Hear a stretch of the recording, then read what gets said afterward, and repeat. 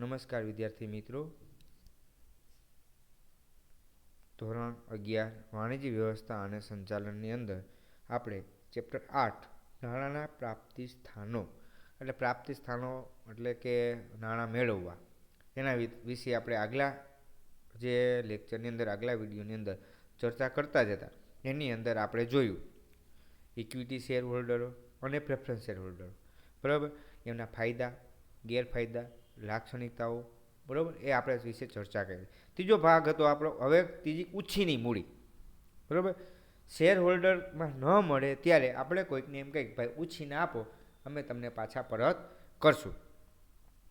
તો એને આપણે કહીએ ડિબેન્ચર. શું કહીએ? ડિબેન્ચર કહીએ છીએ. કંપની ડિબેન્ચર બહાર પાડે છે. એટલે જે ડિબેન્ચર પાડે એ કંપનીનું દેવું છે.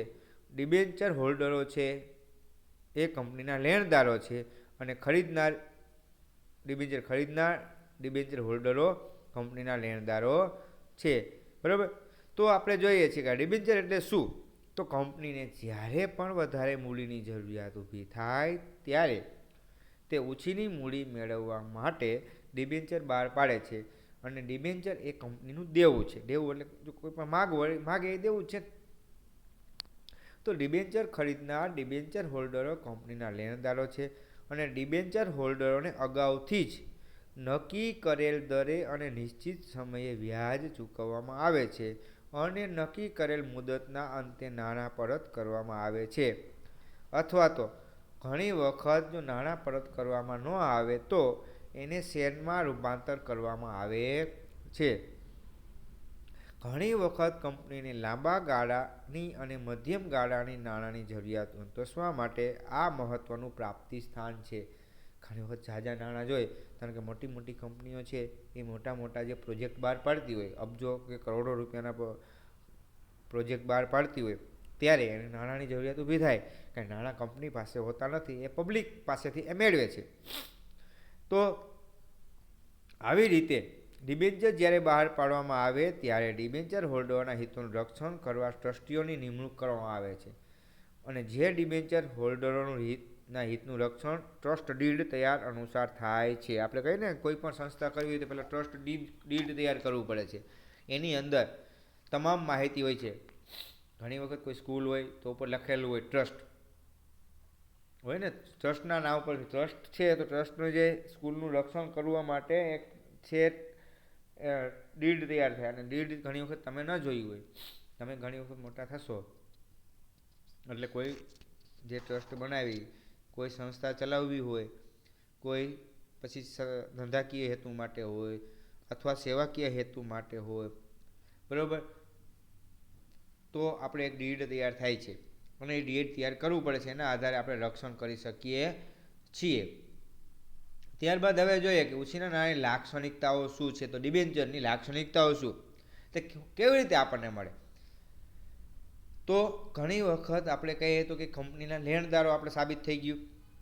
ડિબેન્ચર એ કંપનીનું દેવું જ છે એ આપણને ખબર પડી ગઈ. એટલે હોલ્ડરો છે એ કંપનીના લેણદારો છે. કંપની પાસેથી પૈસા માગે, વ્યાજ માગે અથવા તો શેર માગી શકે છે. પણ ડિબેન્ચર છે અગાઉ નક્કી કરેલું એવું વ્યાજ ચૂકવવું પડે છે. કે ભાઈ આપણે કેમ કોઈક પાસે પૈસા લીધા હોય કે ભાઈ 2% રૂપિયા દે, 5% રૂપિયા દે, એમ ડિબેન્ચર હોલ્ડરોને અગાઉથી નક્કી કરેલ દરે અને નક્કી કરેલ સમયે વ્યાજ ચૂકવવામાં આવે છે. પછી મિલકત ઉપર બોજ આવે છે, વ્યાજ ચૂકવવું પડે છે, ફરીથી રોકાણ કરી શકાતું નથી એટલે મિલકત ઉપર બોજ આવે છે. ડિબેન્ચર હોલ્ડર નાણાંની સલામતી માટે કંપનીની મિલકતો પર તરતો બોજ ઊભો કરવામાં આવે છે. એટલે કે કંપની આ મિલકતોનો ઉપયોગ કરી શકે છે.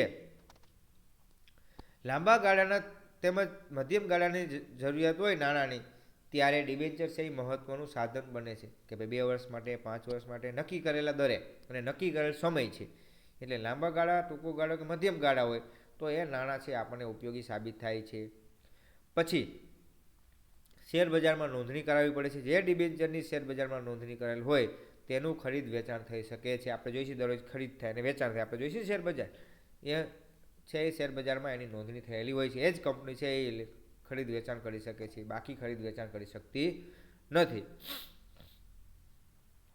પછી ડિબેન્ચર હોલ્ડરો છે એને આપણે શું કરવા પડે? નાણાં પરત કરવા પડે છે. તો આગળ આપણે જોયું કે નક્કી કરેલા સમયે અને નક્કી કરેલ જે દરે, બરાબર, એક સાથે આપણે પાછી આપવી પડે છે, ઘણી વખત હપ્તા રૂપે પાછી આપવી પડે છે, પણ પાછી આપવી પડે છે. ક્યારે પરત કરવા પડે? તો કે નક્કી કરેલા સમય મુદત એટલે સમયને અંતે કુલ રકમ એક સાથે આપવી પડે. ઘણી વખત હપ્તા સ્વરૂપે પણ આપવાની હોય છે, એવું અગાઉથી નક્કી કરેલું હોય છે. ત્યારબાદ આપણે જોઈએ કે ચૂકવણીમાં પ્રથમ પસંદગી કોને? જો પહેલાં ડિબેન્ચર હોલ્ડરોને આપવામાં આવે, પછી પ્રેફરન્સ શેર હોલ્ડરોને ચૂકવણી કરવાની હોય છે, ત્યારબાદ ઇક્વિટી શેર હોલ્ડરોને ચૂકવણી કરવાની હોય છે.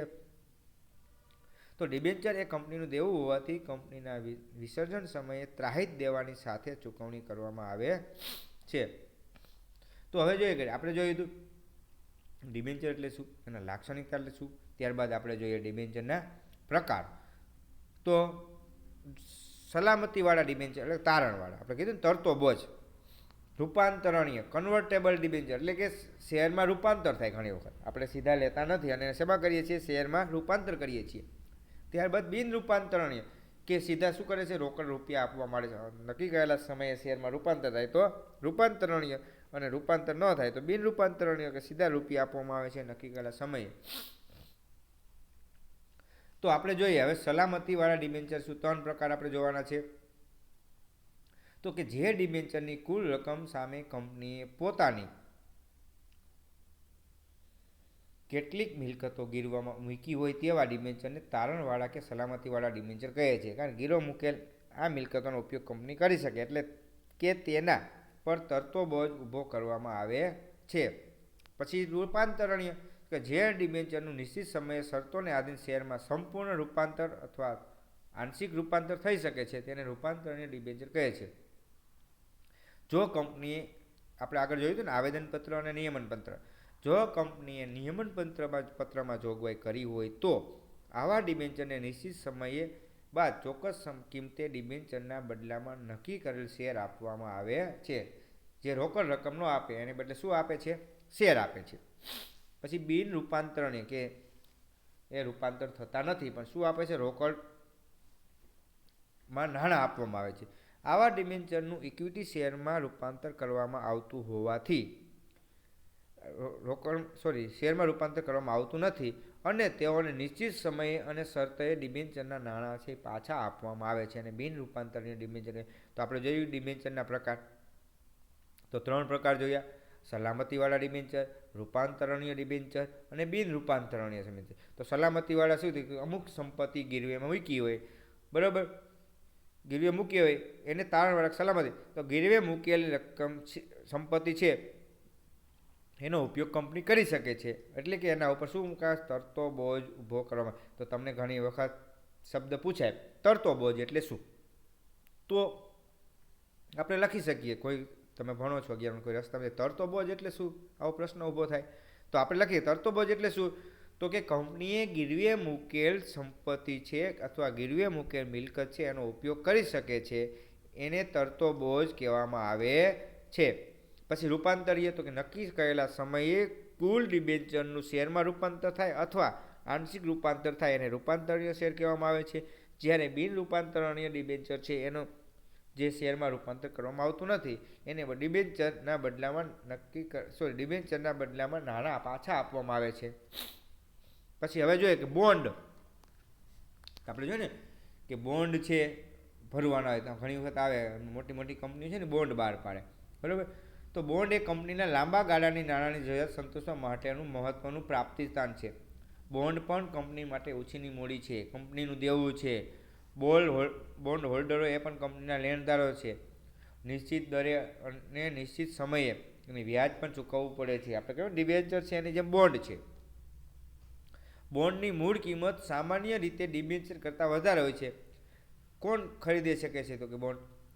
તો કોણ? તો કે સરકાર, મ્યુનિસિપલ કોર્પોરેશન તથા કંપની દ્વારા બહાર પાડવામાં આવે છે. બોન્ડ જે નામથી બહાર પાડવામાં આવ્યા હોય તે નામથી ઓળખવામાં આવે છે. તો કે સરદાર સરોવર બોન્ડ. સરદાર સરોવર જ્યારે બહાર ડેમ બનાવવું હોય તો સરકારને નાણાં ઊભા થાય, નાણાંની જરૂરિયાત ઊભી થાય તો એ બોન્ડ બહાર પાડે. પછી જે સરદાર સરોવર ઊભું થયું એમાંથી નાણાં આપ્યા, એમાંથી વીજળી આપી, એ નફો કરે છે, એ નફામાંથી જે મળે એને બોન્ડ કહેવામાં આવે છે, આપે. બોન્ડ ચોક્કસ મુદતના હોય છે. સરકાર કે કંપનીઓને મોટી યોજનાઓ હાથ ધરી હોય ત્યારે મોટી રકમની લાંબા ગાળાની જરૂરિયાત સંતોષવા માટે બોન્ડ વધુ અનુકૂળ જે આપણને પ્રાપ્ત થાય છે. તો થઈ ગયું અહીં બોન્ડ એટલે શું, બરાબર. કોણ મ્યુનિસિપલ કોર્પોરેશન મોટી કંપની હોય, સરકાર છે. હવે સરદાર સરોવર બોન્ડ છે, સરદાર સરોવર બનાવવું હતું કે 2-5 હજાર કે 25-50 હજારમાં બનતું નથી, એ 2-5 કરોડમાં પણ બનતું નથી, બરાબર. 2-5 કે 10 અબજ રૂપિયાની જરૂરિયાત ઊભી થાય છે.